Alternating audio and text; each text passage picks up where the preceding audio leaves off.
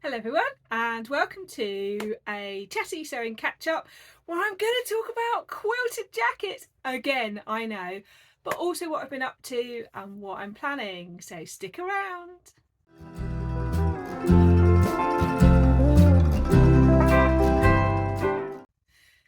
Well everyone, I'm looking out the window and the sun is out. It is only going to be 13 degrees today Celsius. It's 8 right now.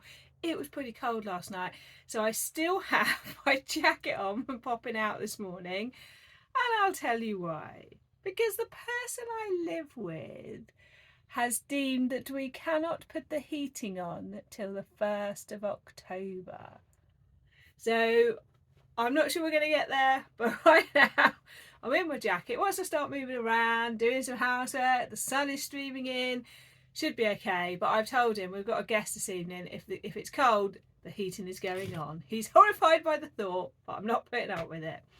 So let's start with what I've got on. I have on one of my quilted jackets. Now, I need to tell you a little story. I did my 8 quilted jackets episode, which took me months of sewing to do, and I really enjoyed it, and I really enjoyed sharing it. Put the quilted jacket vlog up, performed the same as most of my other vlogs, which is a good amount of interest, but you know, I'm not up there with the big sewist, but that's okay because I'm still only just a year and a bit old as a channel. And then suddenly a month later it's gone.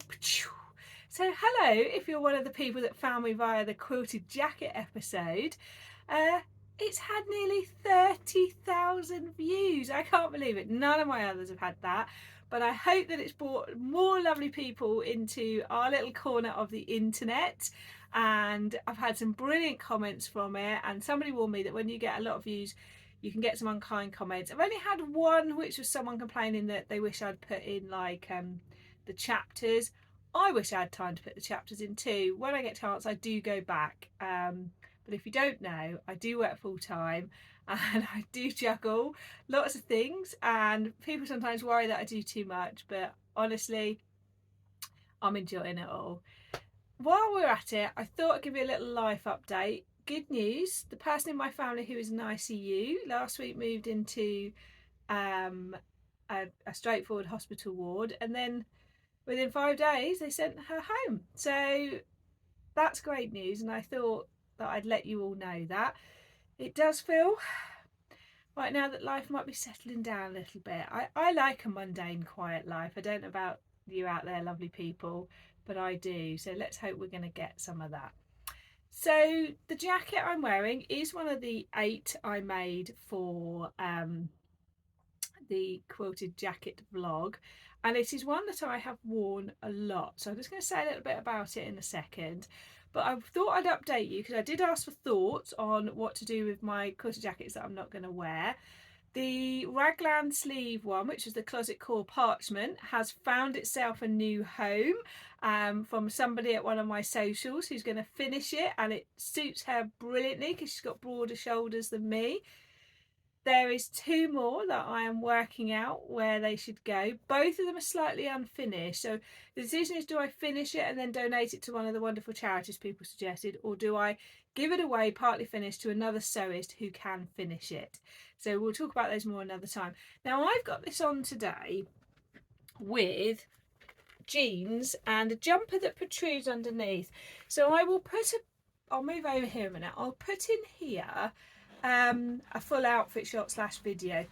I decided I wanted to wear it today because I love it, and previously when I've worn this, I've worn it with quite similar colours like the lilacs, and I felt, now this is a weird thing to say, but I felt girly in a good way. When I was younger I hated the thought of being girly. I really sort of fought against it. But as I got older, some days I quite like that feminine feel. Not every day. Days like today I feel more utilitarian. And I wanted to see how the jacket would go with a more utilitarian, casual look. And would it go with things poking out underneath? Because last time I wore it, I had trousers that finished exactly where the jacket was. It all lined up perfectly. I have to say, I feel for me it has worked. I'd be really interested what you think. and I know that you love my styling advice. So as I'm pushing the boundaries, I'm sharing them with you. They're not earth-shattering boundaries, but they're styling boundaries. So what have I been up to? Well, I'll put a little picture here. I had a little delivery of fabric, but I'm not going to tell you any more about that delivery other than to share a picture with you, because I've got something planning in the background that's coming up. It's a project. If you follow me on Instagram, you would have had a little question about it. But there is something in the making. Also, thank you to everybody who voted on my poll on my YouTube community for which deep dive you'd like me to do next. It seems sweatshirt / jumpers is the popular one, so I'm very excited about a deep dive into that. Now, in line with the picture of the fabric, I'm just going to hold up this and just sort of waft that there. That was, if you blinked you missed that, but yes, there is something incoming in the next month. I need to tell you, I took your advice, those of you who encouraged me and, would I say, enabled me. Yes, there is another quilted jacket. Now the reality is there is this one, the rainbow Havea, the pink Havea, and the very, very original one, and then the grey sewing bee one that I wear. The other ones I don't, so I actually don't have 8 to wear. And so the ones I really like, I want to, now I know the patterns that work for me, I want to continue to work out whether I want to make variations of those, what I want to do I have the right colours to go over the things in my wardrobe. So I have cut out, it's right here, the pink fabric, this gorgeous fabric here, and in my next Threading My Way Through Kent, I will tell you where I found this gorgeous fabric. And thank you to Antonia, who recommended a flannel for the light, for the wadding. So this is an old sheet that I found at my nan's house when we were clearing it, and it's a lovely old brushed cotton sheet.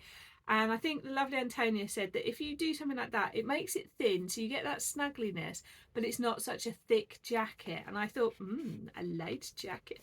So I've cut out the pieces, but bigger than the pattern piece, for each part of the sewing bee jacket, which is the free pattern. So they're all ready to then quilt together and then cut out the actual pieces. Now the reason I cut them out slightly bigger is because when you're quilting sometimes it can push it and shift the fabric a bit. So I cut it just slightly bigger, so I'm only quilting what I need to and not wasting any. Easier to get through the sewing machine as well. And I'll make the, I think people, do you call it a quilt sandwich? I'm not a quilt expert, but I think of it like a sandwich. And because each of these are single pieces that aren't quilted this time, I will quilt it together in a sandwich but not edge it, cut it out into the pattern pieces, stitch it together, and then do my preferred edging. So whether I do like this, bias binding, or whether I do French seams or the Hong Kong seams, I will decide. I decided on this fabric for the lining because it's got that pink there. Look, I thought it just picks it up really well. And also if I make it reversible, then that's just a gorgeous other side to the fabric. So I'm very excited. And I was thinking about what quilting. So this one I've got on has got diagonal that I've made squares, and that's because the lining had that. So I actually stitched along those lines because this was an old quilted pillowcase. I have thought about just going down these lines here, but then the option is to do something completely contrasting. I saw a lovely one the other day where someone had quilted in flower shapes. So the jury's slightly out on that, but I will report back when I've done it. Do leave a comment if you have a thought on that. So then next, I have almost finished the Westcliff dress, which I'm pretty sure I told you about before. So I made it in this fabric, which I bought in the South from Fabric Godmother. I have got all of the main parts. I've just got the bottom frill to put on and the tie to make. Now I've made a bit of a boo-boo here because I've cut this. I wanted to cut it to get like the stripe like that, because if I cut it the other way you just have one line. But what I didn't think about was it 4-way stretch? It's not very stretchy, so it's pretty snug across the front. But actually it's an interesting one because sometimes we can worry about there being too much stretch and give. It certainly isn't in this version. I think it's going to be fine. I shortened the sleeve even further, and you'll probably sit there thinking, that's not autumn sewing, is it? Well, I was sewing this before the autumn came and my autumn plans. And again, I'm not telling you at the moment what plan is coming, but that's to do with it. So that is almost done. Then I want to tell you about, well, I like to always tell you my positive experiences with real and the online fabric shopping and haberdashery, etc. But I want to tell you a little story now about not such a positive experience. It's okay, but I don't often buy slash shop slash order from Hobbycraft. Not because I've got any massive reason against it. I just prefer to shop small. They have nice things in. We do go there when we need particular crafty things. I did find the Crafty Pie gingham fabric in there when I hadn't been able to get it anywhere else. So, you know, it's not that I won't, but it's not my most favourite choice because of it being a bigger company. But I wanted a particular pattern and they had it, and they had this £5 off if you spend 15 or something like that.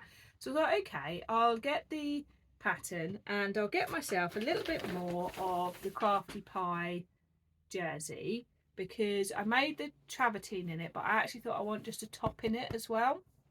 So I thought I'd get that because then I can benefit from the £5 off if you spend 15, which is quite, it's a good offer. That it's like 33% off or something, isn't it? So did the order. That was nice and straightforward, nice and easy. Did the click and collect because that saves you the delivery.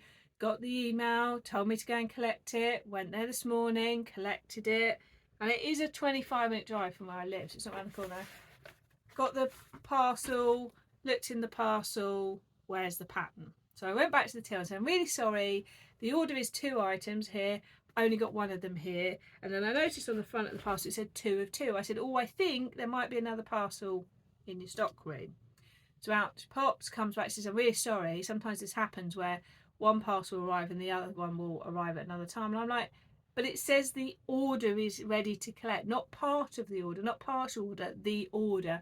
He said, oh yeah, what happens is when a bit of it arrives, we scan it and then you get just an email to say your order is ready to collect. So I said, so does that mean I have no idea when the other bit is coming? And she went, yeah. And I was like, well, I really wanted that pattern and so on. And you know, and it had said to me it wouldn't be long and things on the. So I did say to her, I said, well, what do? I said, I want to get it somewhere else. So I went upstairs, looked, they've got very limited pattern choice in Hobbycraft. And so I said, well, what? And she said, well, you can just contact customer service and they'll cancel that bit. She said, and then when it arrives, we can just put it out in our stock. So got on the chat thing and filled in all the stuff, and then they put me through to a live person, and then says, sorry, it's delivered, and sends me a screenshot of a Royal Mail. I'm like, to the shop? I'm sat outside the shop. And then I got oh, sorry, I thought it was a home delivery. I'm like, no, it's not. And how is it you don't know that the other bit hasn't been? And so again, gave the product code and said, can you please cancel the pattern? So then they cancelled the pattern. So that was good in that it was a good outcome that way, but not a good outcome in that something I'd ordered and waited 4 days to go and then collect wasn't there. So I've now ordered it from So Direct. Sometimes you just want to use a different company or something, and so I have to say, I hope you've all had better experience than that, but it's not, for me, that's not a great order system. Like I've ordered like click and collect where it says part is in or collect the first part, but to tell me my order's ready, I've driven 25 minutes and then I have to drive 20 minutes home, so a 50-minute round trip to then find it's only partly there. Not great, I would say. So what am I up to next? Well, obviously I'm going to be quilting that jacket. I will be mending the hole in the Season of East I told you about. I'm going to finish these trousers. I think we might get some sunny enough weather to wear these. These are a double gauze pair of Saguero pants, and all I've got to do is stitch the elastic gap closed, stitch on the waistband and hem. So I'm going to get those finished. And then I'm very excited to get started on my autumnal sewing. Coming out this week and then next week is my part of 2 vlog tours. Finish that whip and sew upcycle. So they're coming out, so watch out for my part in the vlogger tours for those. And I'm excited because I've genuinely got some whips that I started last autumn winter and haven't finished. So that's a good kick in the pants to get those done. And I will share with you what they are in my episode. And sew upcycle, love it. I've been sorting out and I'm excited to share with you what I've got for those as well. So I think I'm going to keep this one a short and sweet one. I have got, if you can see the blackboard behind me, lots of plans coming. Let me see if I can tell you what's coming this week. Oh yes, it is finish that whip this week, and then it will be part 5 of my tour around Kent, which I've done and I have filmed. It's just the editing to go. So if you haven't seen those, I think you would really enjoy them. It's a balance of fabric shopping, thrifting, and just lovely looking around things. Like my Canterbury one includes a stay away, the gorgeous gypsy caravan, an original one. So they're just something a little bit different from just straightforward sewing, but still heavy on the sewing, if you know what I mean. Jess and I are recording more podcast episodes this week coming as well. And then it'll be the end of season 2 of the podcast as well. I also just wanted to mention Sewing Friends, the fantastic So Sophisticated, which is coming up in October. There's a challenge related to it as well, if you're feeling in the mood for doing that, where you can sew an accessory or item you'd wear to a tea party. But also, if you fancy coming along to the event, which I have a ticket for, to see some of the other lovely people, like I think Yvette from Stash Hub is going, wonderful Tanya of Just Let Me Sew. I'm planning my outfit. I'm hoping to re-wear something and not say something new, but something that needs a bit of wear. So I'd love to see you there, and I'll pop all the details below. So I am now off to have a little tidy of my sewing space. That big pile behind me is my whips that I've been searching through, and I am going to get on with some of this sewing because I am excited to get to the sweatshirts and the quilted jumpers. So I will catch you again very soon. I hope you get a chance to do the things that you love. See you soon.